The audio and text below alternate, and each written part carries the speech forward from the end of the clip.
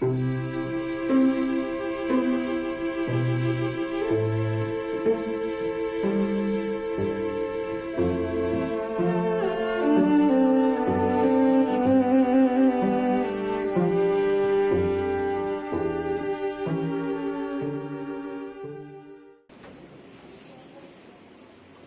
noite a todos.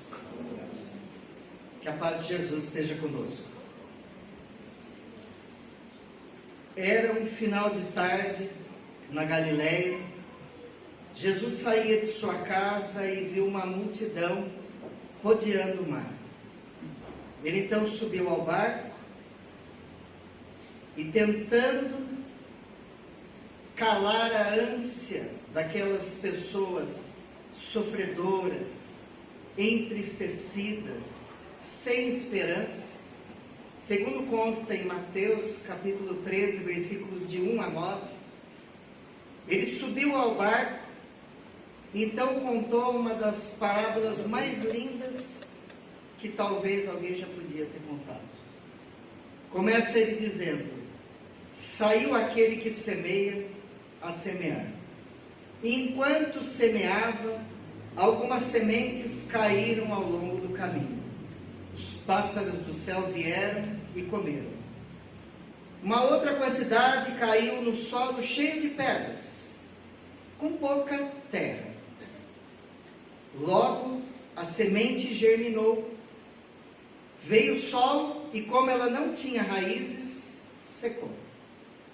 Uma outra quantidade caiu num terreno cheio de espinhos. Cresceu, mas os espinhos afogaram-na e mataram.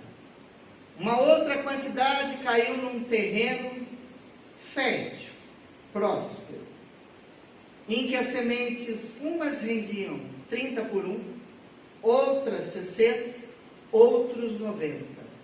Que entendam aqueles que têm entendimento de entender. Carvalho Schutter, um eminente confrade espírita, palestrante, escritor do passado, um grande vulto do espiritismo, asseverou que essa seria a parábola das parábolas. Ela é a mais simples de todas. Vai parecer um paradoxo o que eu estou falando, mas é, no entanto, a mais complexa. Porque ao término dessa parábola, os apóstolos não entenderam o que Jesus queria dizer. E pediram: mestre, explica-nos a parábola. E ele explica então detalhadamente. As sementes, obviamente, é a palavra de Deus. É vindas do Criador para frutificar em nosso íntimo. O terreno explicado na parábola, os diversos tipos, é o nosso coração. É o que cada um de nós tem em seu íntimo. Só que é necessário, para a gente entender essa parábola, a gente fazer uma viagem de 4.000 anos atrás, para entender os costumes da Galileia. Porque hoje, quando um lavrador vai plantar uma semente, ele trata o solo, ele cuida do solo, deixa ele perfeito, para então semear a semente. Na Galileia não era assim que funcionava. Após terminar uma colheita, e nós sabemos que quando nós arrancamos a planta com as suas raízes, nós levantamos pedras, espinhos, sujeiras, tudo que nós podemos imaginar, e a terra então fica implantada no nosso costume. Mas era assim que os judeus plantavam. Do jeito que a terra ficava, vinham outros semeadores e jogavam a semente no solo, no meio de pedras, no meio de espinhos, à beira do caminho, no terreno fértil. Depois ele vinha com arado e arava a terra. Era um processo do contrário. Para a gente entender por que fala desse jeito Jesus na parábola. Porque ele falava às pessoas simples, com os seus costumes simples. Falava a pescadores, falava a lavradores, falava a pessoas simples. Então ele precisava ter uma figura de linguagem que fixasse em sua mente. Então, quando Jesus fala a respeito disso, Ele é o semeador. Ele é o semeador divino. O semeador principal, porque ninguém vai ao Pai senão por Ele. No entanto, aquele que divulga a palavra de Deus é um co-semeador com Jesus. É um semeador secundário, que auxilia na obra de Jesus. Por isso que todo aquele que tem a boca santa, a boca purificada, para dar algo de bom para os seus semelhantes, é um semeador. Hoje, nós comemoramos o dia dos principais semeadores, que são os professores. Porque todo aquele que tem algo a dar de si, é um mestre, é um professor. Então nós devemos valorizar demais os nossos mestres. Porque assim como o mestre Jesus é o principal, existem os co-mestres, os co-criadores, os co-semeadores. Vejam bem que quantos tipos de terreno Jesus fala na parábola. Mas prestem atenção que o semeador não escolhe o melhor terreno para semear. Ele semeia em qualquer terreno. Seja o pedregoso, seja o cheio de espinho, seja à beira do caminho, seja no terreno fértil, no terreno adubado, no terreno preparado. Porque Deus não faz diferenças. Diferente do que pensam os nossos irmãos de outras crenças, que se de um lado os protestantes e todos os seus grupos acreditam que, sendo batizado naquela congregação, ou sendo eleito, você está conquistando o reino dos céus. Ou, segundo a Igreja Católica, que é necessário o batismo para se purificar do pecado original, você terá acesso, lógico, com algumas boas atitudes, mas o batismo é obra necessária, a pessoa alcançará o reino dos céus. Jesus ensina nessa parábola que todos merecem receber a sementeira de bênçãos, seja o terreno que for. Então nós podemos pensar que Jesus quis dizer dos vários tipos de terrenos, que nós podemos nos enquadrar nos diversos tipos, ou que seja o mesmo terreno, que pode ir melhorando para receber as sementes de forma mais adequada. O terreno à beira do caminho, em que as sementes caíram, os pássaros do céu vieram e comeram, nós precisamos entender que tipo de terreno é esse. Porque se no meio estava a parte melhor para ser lançada a semente, que se tornara aberta, receptiva à sementeira, do lado onde o semeador pisava, se torna solo duro, solo batido, solo impermeável à semente. A semente cai e não afunda, permanece na superfície. Os pássaros do céu vêm então e comem a semente, e ela não chega a frutificar, não chega a criar raízes, não chega a penetrar no solo. Este é a exemplificação das pessoas que recebem a palavra de Deus e não dão a mínima atenção. Se há 40, 50 anos atrás era difícil você ter contato com a palavra de Deus, hoje, gente, é a coisa mais fácil do mundo. Nós podemos ter contato com a palavra de Deus através das redes sociais, páginas diversas, blogs, todos os meios que nós temos aos cântaros, por revistas, por jornais, por livros, por pessoas que nos abordam num momento difícil e nos dão ensinamento. São possibilidades que Deus nos dá para conhecer as suas verdades. Então ninguém pode dizer isento da palavra de Deus, porque qualquer uma recebe em todos os momentos da vida. Há uns 40, 50 anos atrás, a Federação Espírita do Estado de São Paulo fez uma campanha chamada Esqueça Emmanuel. Estranho o título, não é? Não é bem isso, não é para esquecer o mentor Emmanuel do Chico.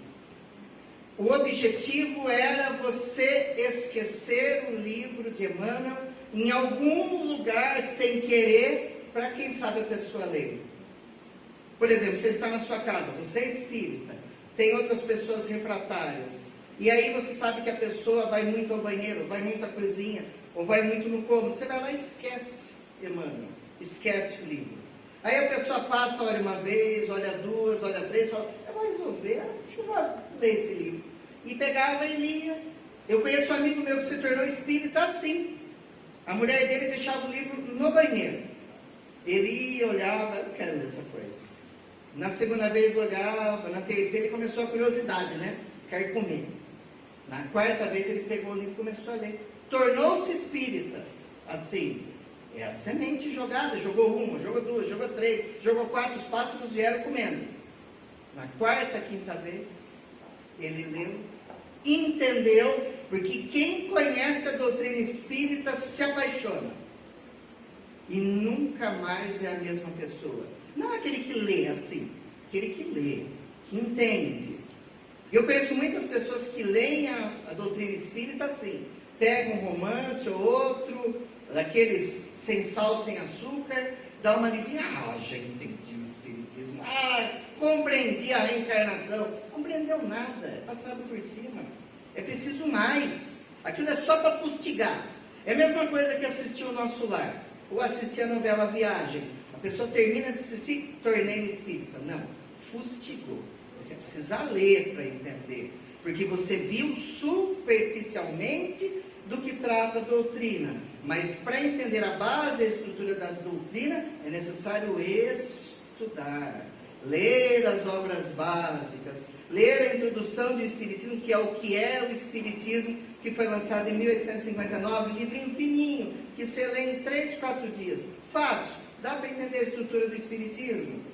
A USE de Piracicaba está fazendo uma campanha de conhecer a doutrina espírita, distribuindo um livro gratuito que explica a base da doutrina espírita. Um livro delicioso de ler, simples. Porque nós precisamos conhecer aonde nós estamos entrando. A palavra pelo um bom caminho faz cirurgia espiritual. Eu vou lá. Nem sabe da cirurgia espiritual. Tem os que acham que corta, que sai sangue, que dói, que machuca. Entende o que é? Saiba que existe um processo, que não se tem garantia de nada. Não é porque a pessoa vem que está resolvido o problema. Não se tem garantia de nada. Porque tudo está nas mãos de Deus. Nós não sabemos qual a nossa tarefa na Terra. Quais são as implicações de nossos atos. Onde fomos inseridos na lei de causa e efeito. Nós não sabemos. Nós não sabemos pelo que devemos passar. O que pode ser amortizado, o que não pode. E muitos de nós, ao reencarnarmos, ou a sua quase totalidade, traz dívidas imensas do passado. Mas não contentes com a dívida que nós temos, e não contentes em não quitá-las, nós adquirimos outras. É como aquele devedor que não pode mais emprestar dinheiro do banco, e vai na agiota, e vai em outras pessoas pegar mais dinheiro. Nunca acaba. Porque existem causas atuais de aflições, causas anteriores de aflições.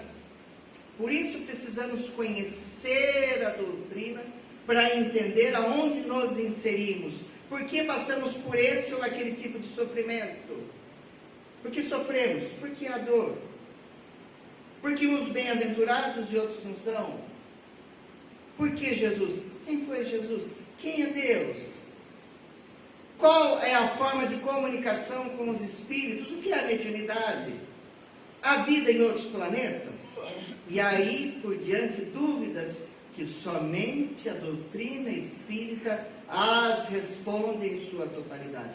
Nenhuma outra. Alguém achou na Bíblia falando sobre os dinossauros? Sobre as eras geológicas? Não tem escrito isso. Mas no Espiritismo nós explicamos, na Gênese e em diversas obras. Porque nós devemos entender que a doutrina espírita veio para trazer uma explicação em cima do que já houvera dito e para trazer conceitos novos, para nos tirar do báratro da ilusão, da fantasia que as religiões convencionais nos postaram, para nos tornar crentes racionais. Crentes que acreditam porque entendem, não porque os outros mandaram acreditar. Não ovelhas cegas, surdas e mudas, mas ovelhas que enxergam, que escutam. Ovelhas que têm boca, que sabem se posicionar e, tendo livre-arbítrio, têm a possibilidade de questionamento. Então o Espiritismo nos dá tudo isso. O cristianismo já nos dava tudo isso. Mas era necessário ser explicado alguns pontos. Que entrou no ramo ou do milagre, ou do dogma, ou do não sei. Porque muitos teólogos não quiseram explicar muitos pontos da Bíblia. Ou porque não tinham explicação, porque foram uma imposição de mãos humanas no meio daquilo que estava escrito, ou porque não lhes facultava explicar com o perigo de ser destruída a estrutura que foi colocada. Por isso que, quando nós adentramos um local religioso, nós devemos entender quais são as bases, para saber se nós gostamos ou se nós não gostamos, se vai ao encontro de nossos objetivos ou se não vai ao encontro de nossos objetivos. Mas nós devemos seguir algum caminho. Então quer dizer que se eu for ateu, eu não vou para o reino dos céus? Vai, muito bem. Desde que você desenvolva seu caráter moral. Desde que você faça o bem. Desde que você transpire amor. O que nós devemos entender é por quê? Se eu não acredito na vida futura, se eu não sei por que existem tantas diferenças sobre a face da Terra, por que eu vou amar tanto? Por que eu vou estudar? Se eu sei que eu vou estudar 60, 70 anos sobre a face da Terra, vou morrer e vou perder tudo. Por que eu vou deixar laços de amizade na Terra, sendo que ao morrer tudo vai se acabar? Então a gente precisa entender isso. Nós precisamos entender que o nosso amor, o nosso conhecimento, as nossas virtudes e todo o nosso plantio decente vai ter um momento que vai frutificar. Porque senão, de que adianta todos os atos feitos? Nada. Então é necessário seguirmos um caminho, é necessário buscarmos entender o que Jesus quis ensinar. Muitos ficam alheios, preocupados com outras coisas, se tornam refratários à palavra de Deus. São semelhantes àquelas pessoas que vêm à casa espírita assistir uma palestra, aí chegam na casa espírita já meio titubeante, meio preocupado, meio com pressa, chegando, já querendo ir embora, porque tem um compromisso, porque tem um filme, que tem um jogo de futebol, que tem a comida no forno, tem a roupa para lavar, que sempre para ir na casa religiosa sempre tem alguma coisa para fazer. Para outras coisas não. Mas para a casa religiosa sempre tem alguma coisa para fazer, então a gente já chega querendo ir embora. Aí a pessoa se senta. Aí vem um vampirão e senta do lado da pessoa. Cuidado com o vampirão, hein? Você está lá assistindo a palestra, a pessoa discorrendo sobre Jesus, falando bem. O vampirão vem do lado e começa. Você acredita naquilo? Falar é fácil. Quero ver fazer. Na teoria tudo é lindo. Quero ver na prática. E ele vai sugando, sugando, sugando, sugando, sugando. Na hora que termina a palestra, a pessoa fala, sabe que você tem razão? Uma porcaria hoje. Nunca mais voltar. E vai embora. Como se não tivesse vindo. Cuidado com o vampirão, se estiver do lado aí, já bloqueia. Porque muitos chegam e não absorvem. Ou dormem no meio da palestra, ou fica tocando o celular, ou tem outra atribuição, ou fica conversando. A gente fazendo a palestra, a gente olha e fala, por que a pessoa está perdendo tempo aqui desse jeito? veio para receber algo, mas não quer receber. É a mesma coisa que você ir no self-service para comer, passar com o seu prato e não querer nada, e ficar com o prato vazio em cima da mesa. Vai ficar para quê no self-service? Para não comer? Vai comer o prato? Não, não vai fazer nada, vai embora do jeito que chegou. Nós temos que prestar atenção. Quando a espiritualidade não consegue tocar o nosso coração, ela se utiliza de ceareiros. É uma pessoa que liga na sua casa para dar uma boa palavra. É um amigo que te encontra no meio da rua. Se ele mudou o canal, é um programa que está passando, mostrando algo. Sempre vai ter alguém para nos indicar o bom caminho. Literalmente, né? O bom caminho. Basta que queiramos o bom caminho. Senão a semente vai bater, vai embora. Os pássaros, que são os obsessores de todos os matizes, que a gente acha que só o desencarnado que é obsessor, né? Mas tem um monte de obsessor encarnado. O vampirão é o obsessor encarnado. Muito. Mas eu vou falar uma coisa para vocês, hein? Muitas vezes são as aves do céu que são responsáveis por trazer a pessoa ao núcleo religioso, por trazer a pessoa preguiçosa e que está alheia ao centro espírita. O obsessor que a gente tanto critica, a gente deveria bater palmas para ele. Porque antes do obsessor aparecer, a pessoa estava na rede, tomando um suquinho, assistindo um filme, comendo pizza, está tudo bonito. Aí o obsessor vem, perturba hoje, perturba amanhã, perturba depois, escangalha a vida da pessoa. Aí a pessoa fala, não aguento mais. Aí vem uma pessoa de bom coração e fala, vai lá no bom caminho, quem sabe resolve. Aí a pessoa fala, acho que eu vou no bom caminho, quem sabe resolve. Aí a pessoa sai da rede, daquela preguiça, levanta e anda, né? E vem ao centro para receber a palavra de Deus. Quem é o culpado para a pessoa vir na casa espírita? O obsessor. Palmas para ele. Se não fosse ele, nunca viria. Então a gente não tem que reclamar do mal. A gente tem que municiar-se de ferramentas para o bem.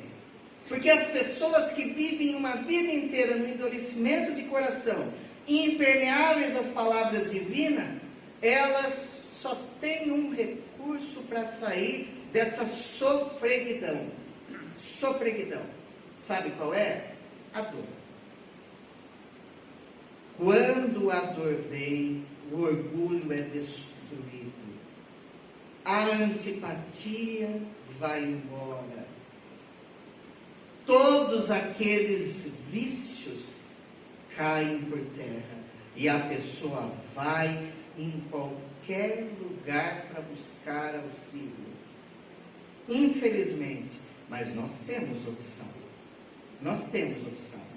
O Buda falava que o sofrimento é a ausência da paz de espírito e do equilíbrio. Que o caminho do meio seria o caminho da sua autossalvação, do seu autoconhecimento. Então, se nós sofremos, é porque nós saímos do caminho do meio e preferimos tudo aquilo que é incorreto, tudo aquilo que vai acabar nos trazendo dor. Então existe um antídoto. Infelizmente, nesse caso é a dor. Mas a dor se transforma em felicidade. Porque o metal passa por altas temperaturas para ser burilado. A pedra preciosa é um mineral horroroso, mas ele precisa de altas temperaturas, precisa de um bom ourives para trabalhá-lo, para se transformar em pedra preciosa. E por que nós não precisamos passar por esse processo? Também precisamos. Agora, o segundo terreno é o terreno pedregoso. Mas é um terreno que tem alguma terra, que a semente cai e encontra uma forma de se aprofundar, de crescer e produzir frutos. Só que o que acontece? Qual a característica desse terreno? Como ele tem pouca terra, não cria raízes. Vem o sol, seca e mata. Porque ela mal cresceu, mas não tem raiz, vai ser morta. Esse é o exemplo das pessoas em que a palavra de Deus penetrou o coração. Diferente dos endurecidos, não são mais impermeáveis. Eles aceitaram a palavra de Deus. E até se entusiasmam de uma forma exagerada. São as pessoas que, por exemplo, chegam à casa espírita, conhecem a doutrina, que é maravilhosa, porque não tem algo igual. A hora que a pessoa olha, a pessoa fica entusiasmada. A pessoa descobre um outro universo. Então a pessoa fica naquele exagero, naquela loucura, naquela ansiedade, porque recebeu algum benefício, porque alguém recebeu algum benefício, porque descobriu aquilo que ignorava, que só por isso já é grande coisa. A pessoa então se dispõe a frequentar a casa espírita. Ah, mas não basta uma vez por semana. Não, ela vem uma vez por semana, ela já se inscreve num curso aqui, ela quer participar do trabalho ali, daí já quer distribuir comida para os outros lá. É aquele entusiasmo só.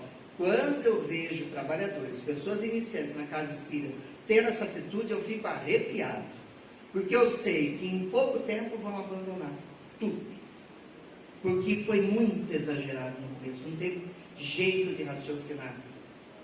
Essas pessoas raramente criam raízes aonde estão. São as pessoas que mudam muito de lugar. Ou mudam dentro da mesma religião, ou mudam de religião. Nunca criam raiz em lugar nenhum. Acha tudo maravilhoso, até que vem o escândalo. Até que vem a dificuldade, até que vem a dor. E ela vem. Um problema acontece. Por exemplo, você é católico e quer tornar-se espírita. Você tem alguns amigos católicos. Você fala, vou me tornar espírita. Ótimo, começa a frequentar. Os amigos católicos vão dizer, você vai lá no espiritismo, lá é demônio. Não pode ir lá. Falam, mas tem. 60% do público que vem na casa espírita é católico. Mas a pessoa vai lá e fala, não vá lá. Você deixou de ir na igreja, vá na igreja. Já começa a ser uma dor para a pessoa, porque aquele se afasta. Se a pessoa não seguia nada de uma banda de heavy metal, de um pessoal que ia no boteco, vamos lá. A pessoa começa a olhar e fala, não, eu posso ter a minha vida social, mas eu tenho que ter a minha vida com Deus. Eu tenho que ter equilíbrio. Diminui a sua frequência no meio daquele grupo. O grupo começa a falar, nossa, você sumiu dos nossos encontros. Não, eu estou indo com menos frequência. Tem outras ocupações, quais são? Ah, eu vou na casa espírita. Ah, mas você vai na casa espírita? Vai deixar de vir aqui no churrasquinho com os amigos? Para quem que vai lá na casa espírita? É uma bobagem isso. Aí a pessoa começa a se afastar. Os amigos começam a ir embora. Acontece isso. Porque você começou a mudar. Aí o que acontece? Em vez da pessoa falar, graças a Deus, eu tenho pessoa melhor para trazer para a minha vida. Ou eu posso fazê-los entender que esse é o caminho melhor e trazê-los. Não, a pessoa fica chateada e fala, eu acho que eu estou exagerando mesmo, né? Aí a pessoa sai de um compromisso, sai de outro, até que ela sai de tudo. Por que isso acontece? Porque ela gostou de superfície, ela achou lindo, mas não criou raiz. Geralmente isso acontece porque a pessoa não entendeu a doutrina. Ninguém falou que ela precisava trabalhar todos os dias. Tem pessoas que eu fico abismado. Está num trabalho mediúnico na terça e outro na quarta. Para que 2 trabalhos? Vai em um e faça bem feito. Não, precisa em 2. Ai, precisa em 2. Está fazendo um curso e vai fazer. Faça um, pelo amor de Deus, para que precisa em 2. Ah, porque eu preciso. Nossa, Mãe do Céu, você acha que você conheceu o Espiritismo hoje? Conheceu faz tempo e outras reencarnações. Hoje você está se importando. Então, nem que passe essa reencarnação com um curso e lendo um livro, está ótimo. Melhor que não fazer nada. Não, a pessoa fica entusiasmada. Calma, calma. E aquelas pessoas que vão fazer entrevista de emprego? Alguns lugares ainda tem isso, apesar de não poder. Está lá, religião. Essa coisa mais ridícula que tem, perguntar qual a sua religião. As pessoas falam, eu vou falar que eu sou espírita agora. Talvez eu perca o emprego. A pessoa vai lá e fala, católico. Ah, eu sou católico. Não é católico, é mentira, é espírita. Mas para não ficar ruim, ele fala que ele é católico. Ou um bandista que gosta de carregar sua guia do santo, porque frequenta lá no terreiro, esconde, fecha a camisa. Ai, porque se meu patrão ver, ele vai me mandar embora. Não vai mandar nada, porque às vezes ele mesmo vai lá cantar ponto no terreiro, você não sabe, porque vocês não vão no mesmo. Mas a pessoa não pode sofrer esse tipo de discriminação e tem que manter-se com suas convicções. Já pensou eu sair? Qual a sua religião? Vai agradar, falar, mas eu não sou nada. Não falar que eu sou espírita? Por que não? Aí começa o conflito da pessoa e o sofrimento, porque ela não se apaixonou pela doutrina. É a mesma coisa que a pessoa começa, o homem começa a sair com a mulher, pergunta, não, eu só estou saindo, não tenho nada com ela. Não tem nada com ela, tem alguma coisa, mas tem vergonha de dizer. Tem vergonha de dizer, vergonha da pessoa. Nós não podemos ser assim. Esses são os escândalos, essas são as dificuldades. Ou então o trabalhador começa a entregar a cesta básica para os necessitados. Vai lá na praça levar o café da manhã. Ou vai levar sopa, como muitas equipes espíritas fazem. E de outras religiões também. Aí esse trabalhador que não criou raiz, ele chega, vai lá distribuir a sopa. Um mendigo no meio de 30 que tem lá, tratam ele mal. Ele volta e fala, que ele me tratou mal. Não vou mais distribuir sopa também. Como não? Por que não? Por que não? Ou tem um problema com um confrade na casa espírita. Não, eu briguei com tal pessoa. Não frequento mais a igreja. Mas só tem aquela pessoa no centro? Então nós devemos tomar cuidado com o caminho que nós queremos seguir. Ter firmeza, conhecimento. Saber é a doutrina espírita que eu quero? Também muitas vezes não é a doutrina espírita que você quer. Você gosta da igreja católica, dos dogmas da igreja católica? Vai na igreja católica.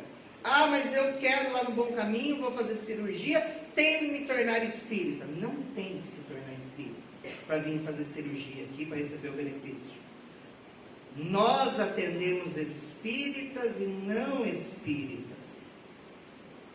Nós não exigimos que ninguém se converta para ser beneficiado, porque o nosso objetivo é a caridade. Agora, se a pessoa ao término quiser estudar, conhecer a doutrina e tornar-se espírita, nós estamos com as portas abertas. Muitas dessas pessoas que se entusiasmam excessivamente se preocupam mais com o fenômeno do que com o esclarecimento da doutrina. Preferem o passe, a cirurgia, preferem a água fluidificada, preferem entrar no trabalho mediúnico, ver espíritos materializar, como se isso acontecesse com frequência nos tempos de hoje, que não acontece. Que se acontece também, tinha um monte de gente que ia arrebentar a parede do peito e sair correndo, se visse, então graças a Deus não acontece. E aí por diante. Então essas pessoas estão mais preocupadas com o fenômeno do que com o esclarecimento. Então quer dizer que a cirurgia não é importante, o passo não é importante? É importante, mas é secundário. É secundário. São terapias que fazem parte de uma terapêutica. Porque se chegaram aqui para receber um benefício, é porque se desequilibraram ao longo do caminho, seja nessa reencarnação, seja em outra. O tratamento pode auxiliar, como pode não. Pode minimizar a dor. Como pode curar? Pode acontecer. Nós não sabemos quais são os desígnios de Deus. E não sabemos o mérito de cada um. Mas vocês concordam que se nós chegamos à casa espírita e fomos beneficiados, nós temos que mudar a nossa vida? Porque muitos são beneficiados, vão embora, não querem nem saber de nada. Receberam uma segunda chance. Isso é um sinal de que precisa ser mudado algo em sua vida. Porque senão você vai adoecer novamente. Isso é um aviso de Deus dizendo para seu filho: filho, aprenda. Que pode ser que o sofrimento seja pior amanhã. É por isso que nós temos que aprender. É por isso que nós podemos receber o passe, nós podemos receber a cirurgia espiritual, nós podemos receber a hóstia, pode fazer tudo. Mas enquanto nós não nos autoconhecermos e nos auto-melhorarmos, nós não seremos felizes. 9 leprosos procuraram Jesus para serem curados. Todos foram curados, foram embora. Sabe quantos voltaram para agradecer Jesus? Um só voltou. Jesus disse: bem-aventurados sois. E os outros 8? Será que a doença voltou? Deve ter voltado. Porque eles não entenderam. A nossa cura começa aqui. É por isso que Jesus dizia: a tua fé te salvou. Vai, não peques mais. Porque nós somos os vórtices transformadores. Se a pessoa não se dispõe a mudar, nada acontece. Tanto é que Jesus não curava todo mundo. Porque não estava nos desígnios de Deus, no merecimento da pessoa ser curada. Daí entendemos que nós devemos afastar as pedras do nosso coração e deixar a semente frutificar se queremos ser felizes. Ninguém precisa sair daqui e ficar trabalhando pelo próximo. Inicialmente, nós precisamos aprender a nos amar e nos entender como filhos de Deus. E quando entendermos isso, será inevitável, será irrevogável a nossa necessidade de fazer a outrem aquilo que nós recebemos. É da lei da vida, é da lei de caridade, lei de amor. O terceiro terreno, se nós formos observar, é o terreno com espinhos. Mas prestem atenção no detalhe, na inteligência cósmica de Jesus. Se cresceram espinhos, quer dizer que o terreno é fértil. O terceiro terreno já é fértil. Então, por que a semente cresce? Ela é semeada, cresce e morre. Porque nesse falta a boa vontade. Ele tem vontade, mas não tem a boa vontade. Os espinhos cresceram e ele prefere os espinhos à semente boa.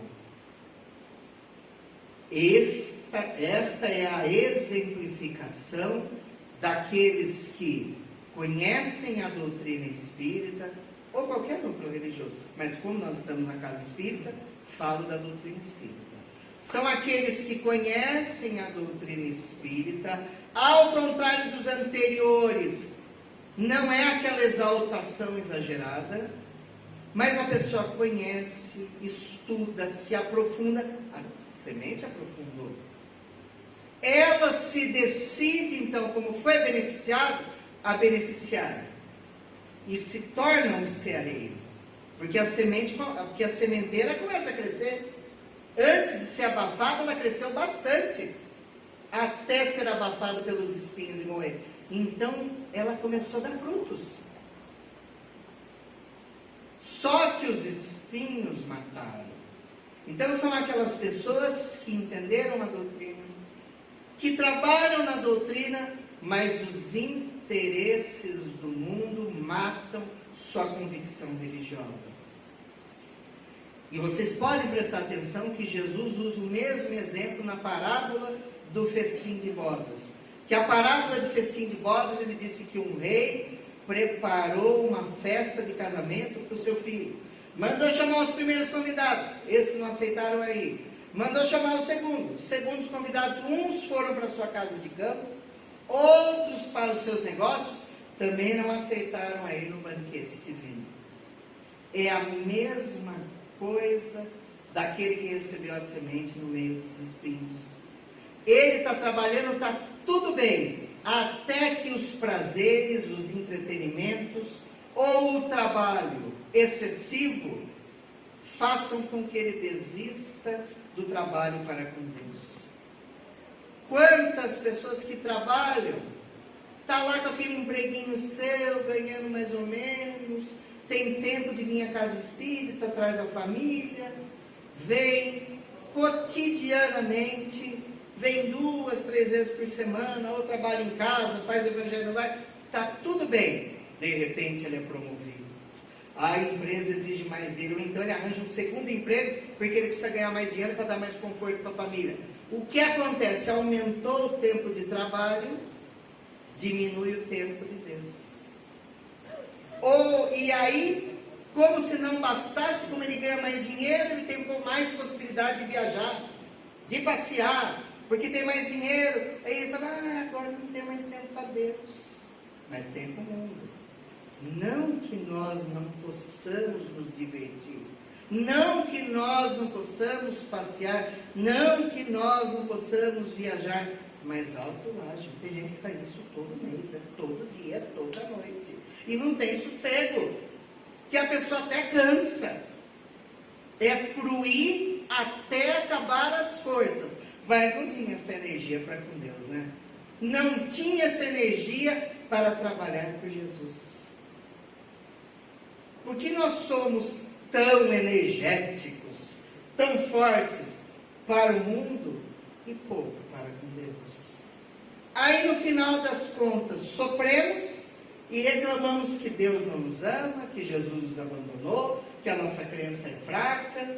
Eu sempre lembro da frase do reverendo F.S. Bosworth da Igreja da Graça. Ele dizia o seguinte: os cristãos têm 3 refeições quentes por dia para o seu corpo e uma refeição fria semanal para a sua alma. Depois reclamam que sua fé é fraca.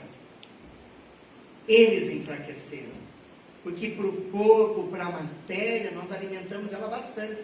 Para a alma, a gente dá um alimento frio por semana e acha que é suficiente.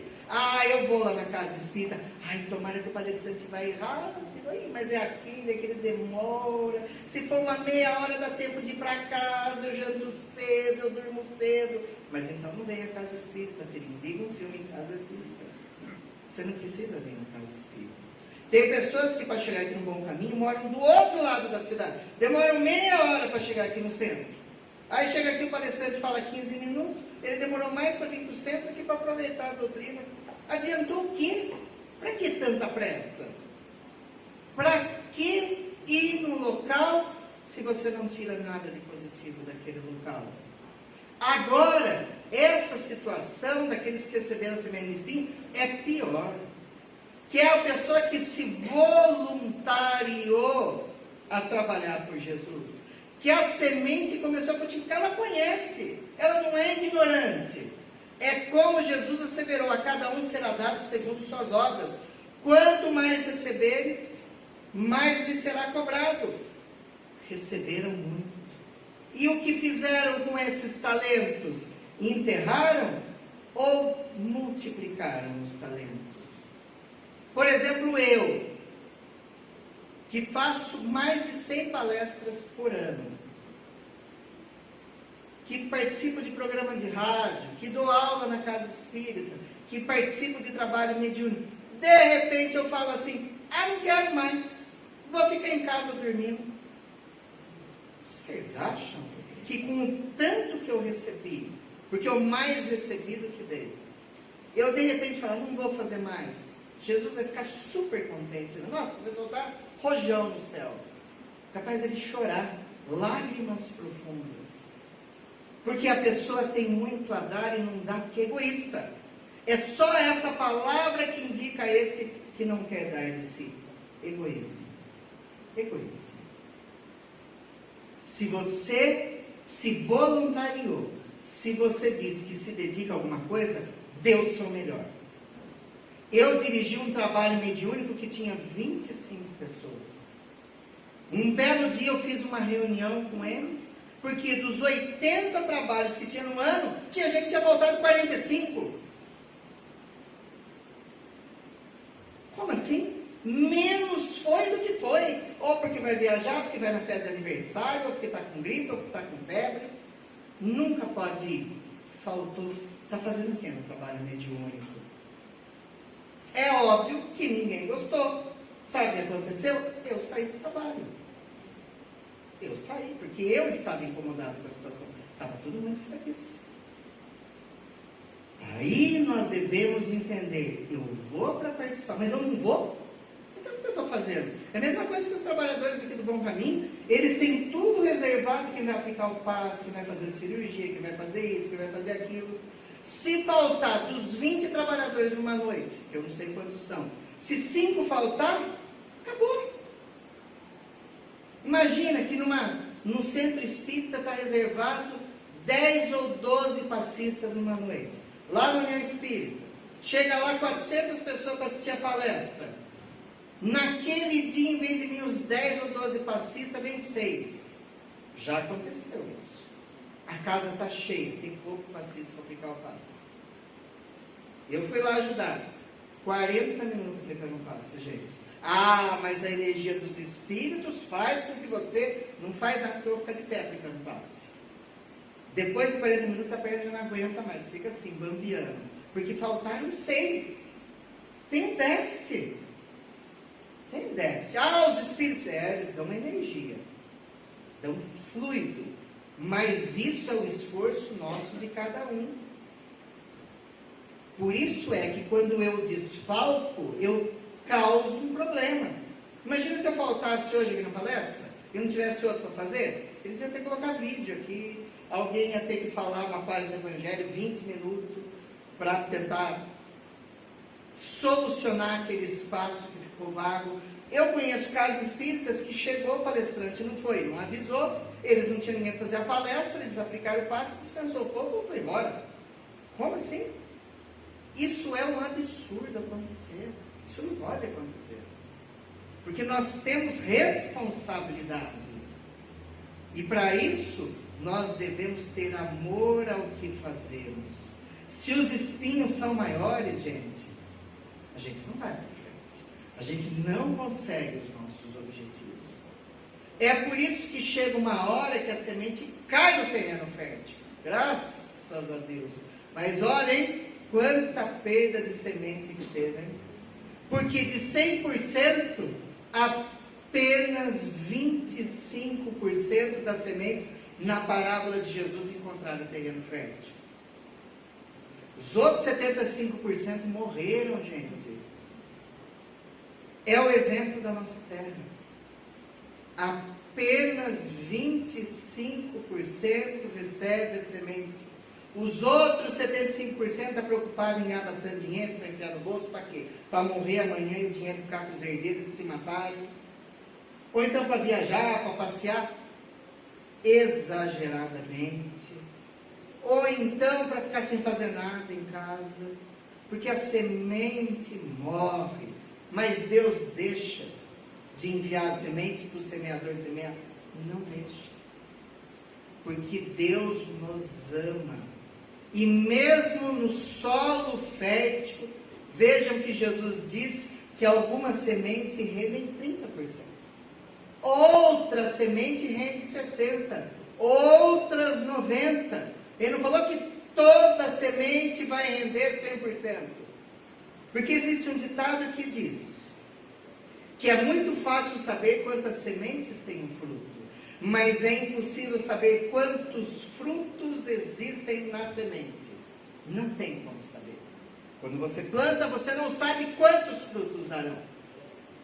Mas o trabalhador que entendeu a sua tarefa, sabe que se hoje a semente rendeu 30 frutos, que já é algo maravilhoso, amanhã ela pode render 60. E depois de amanhã 90. Cabe a nós decidirmos o que podemos fazer. Não é só na casa espírita, na igreja católica, no templo protestante, na sinagoga, no terreiro que a gente pode fazer o bem. É mais fora do núcleo religioso que nós fazemos o bem. No dia a dia, na rua, no emprego. Vocês acham que no meu emprego o pessoal não vem de vez em quando e fala, então você não pode aplicar o passe? Uma, 2 vezes, na terceira eu falo, filhinha, melhor ser o certo, você não está muito bem, viu? Porque nós ajudamos sem desajudar. Sem desajudar, senão vicia. Se não vicia. E a pessoa ela tem que entender que é paliativo. Porque tem pessoas que nunca estão bem. Nós chamamos na doutrina espírita de papapás. Se ela puder todo dia na casa espírita para receber paz, ela vai. Porque ela nunca está bem. Todo dia ela tem que receber fluido. Porque ela todo dia está carregada, todo dia está passando mal. A Ave Maria está todo dia passando mal, então, né, vai fazer uma prece, vai fazer alguma coisa diferente. Não é possível que você não tenha um dia bom na sua vida. Já pensou o dia que o centro está fechado, até a pessoa morre. Não é assim que funciona. Não é assim. É por isso que nós precisamos nos autoconhecer. Verificar os nossos vícios. Teve uma época, quando eu comecei na doutrina espírita, uns par de anos atrás, bastante, era moda no meio espírita as pessoas querer fazer regressão. Regressão para outras vidas, de outras reencarnações. Só para dizer, não é uma terapêutica espírita regressão. Não é. E isso geralmente cabe a psicólogos que estudam para saber para quem podem fazer a regressão. Porque dependendo da pessoa, pode causar uma fobia que a pessoa não tinha. Ou seja, ela chega com uma e sai com duas. Então não resolve. Que vai descobrir ano passado, porque todo mundo acha que foi santo no passado, né? Ai, porque eu fui uma princesa. Ai, porque eu fui um rei. Ah, porque eu fui um mártir. Ah, coitado. Vou só dar um exemplo. Não tente saber como vocês foram. Que hoje a gente é gente boa. Ah, hoje eu não sou maravilhoso. Ah, eu sou mais ou menos. Então no passado você era pior, porque geralmente a gente melhora. Lá a gente sempre vai ser pior. Os espíritos orientaram a Kardec, para você saber quem você foi, é só você olhar quem você é hoje. Aquelas tendências nocivas, negativas que você tem, tendências que não chegam a materializar, foram os seus vícios do passado que te fizeram cair para você reencarnar de novo para ter que reparar a falta. Então é melhor não saber. Mas naquela época tinha esse frenesi de regressão. Era muito comum. E as pessoas, Ave Maria, quanta besteira que a gente via, quanta coisa absurda que a gente via, e quanta pessoa que adoecia depois disso. Porque a pessoa tem que ser capacitada para fazer isso. Então, nós não devemos fixar a nossa mente nisso. Hoje eu não ouço mais falar. Silêncio. Graças a Deus. Vamos começar a partir de hoje. Eu não posso voltar atrás e fazer um novo começo. Mas eu posso começar agora e fazer um novo fim. Foi o que o Emmanuel falou para o Chico Xavier. Nós podemos fazer um novo fim. Um fim melhor. Um fim mais feliz. Para essa existência. Porque a nossa vida não tem fim. Nós somos imortais. Que beleza, não? Do berço ao túmulo são experiências físicas, materiais. Mas nós somos seres espirituais que passamos por experiências físicas. E no final das contas, o que vai ser levado em conta é o bem que nós fizemos. A nós e ao nosso próximo. É tudo aquilo que nós fizemos para melhorar o nosso íntimo. Para nos qualificar, para nos aperfeiçoar, isso será levado em conta. Não quanto dinheiro nós tivemos, quantas viagens nós fizemos, quantos prazeres nós sanamos, mas quantas lágrimas secamos, quantos sorrisos nós colocamos nas bocas alheias, quantas palavras de consolações nós falamos para auxiliar aquele que estava à bica do desespero. Só para finalizar, gente. Maria Madalena era uma mulher linda, maravilhosa, era a deusa do seu tempo. Quando ela se ornava com as rosas de Saron, ela se transformava num vulto inesquecível.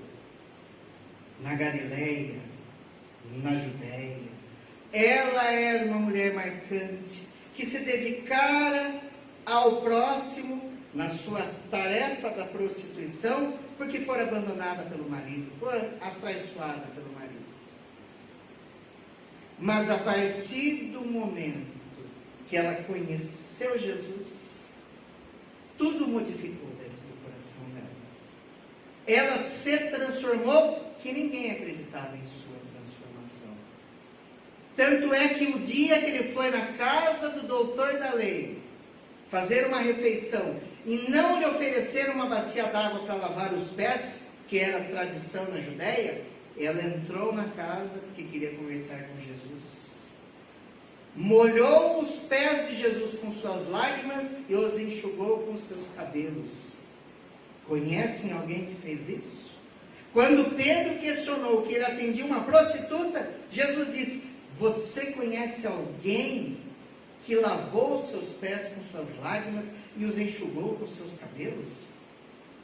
Essa mulher, a salvação está tomando conta do coração dela. Porque ela vai à casa de Simão Pedro para conversar com Jesus e Jesus a orienta. Jesus não a condena, você é prostituta.